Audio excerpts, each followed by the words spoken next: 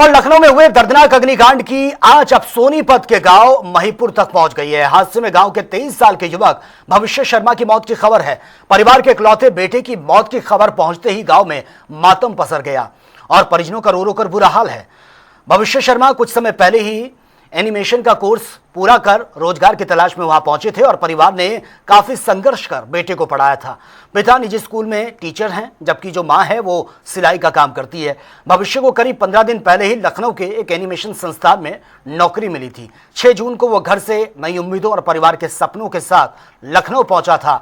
हादसे के दौरान भविष्य ने अपनी मां को वीडियो कॉल भी की थी। उसने घबराई आवाज में यह कहा था कि इमारत में आग लग गई है और चारों तरफ धुआं ही धुआं है। उसने मां से यह कहा कि शायद अब वो जिंदा नहीं बच पाएगा और बात करते करते अचानक से फोन कट गया। इसके बाद परिवार ने लगातार कांटेक्ट करने की कोशिश की, लेकिन कोई कांटेक्ट नहीं हो पाया और उसके बाद उनको यह जानकारी मिली। हर चीज में फर्स्ट, हर चीज में आज तक किसी भी चीज में फेल नहीं हुआ वो।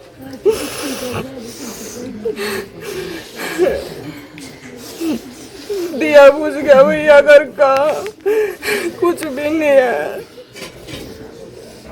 सरकार से क्या मांग करना चाहते हैं? कम से कम बेटी को एक बेटी है या पापा को या बेटी को घर में एक जॉब तो जरूर होनी चाहिए, जिसके सारे आगे जिंदगी कट जाएंगी बुढ़ापे की।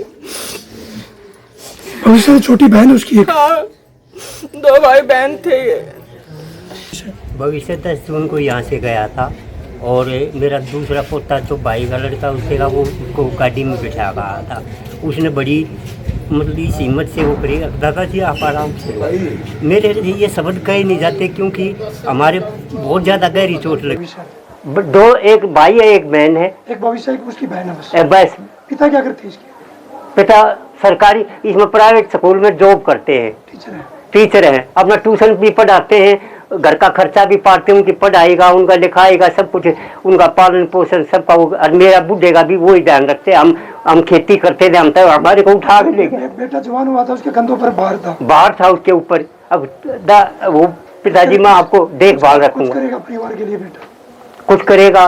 पोता भी इसलिए कह रहा था दादा चिंता छोड़ दो आप, अब मैं जाऊँ और आपके लिए सहयोग करूँ। सरकार से क्या मांग करते हैं? सरकार से हम ये मांग करते हैं उस हमारी पोती को अगर सरकारी नौकरी दे दे या उस जो मैच वो प्राइवेट में पढ़ा या कहीं सरकारी उसी को दे दे उम्र के हिसाब से, उसको जो उसका बनता है, तो उसके बाप को भी मिल जाए या लड़की को मिल जाए तो दी बेस्ट है।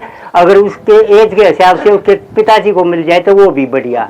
उससे की आखिरी बार जी उसकी माता जी के साथ बात हुई और बस वो इतना कहते हुए जी होपलेस हो गया, थोड़ा सा घबरा, धुआं भर गया कमरे में, वो फोन कट गया, गिर गया उसके बाद वो बेहोश हो गया जी। कब गया था भविष्य वहाँ पे कोचिंग के लिए? वहाँ पे 10 तारीख को ज्वाइनिंग थी जी, 10 जून को जी। अच्छा, हाँ जी।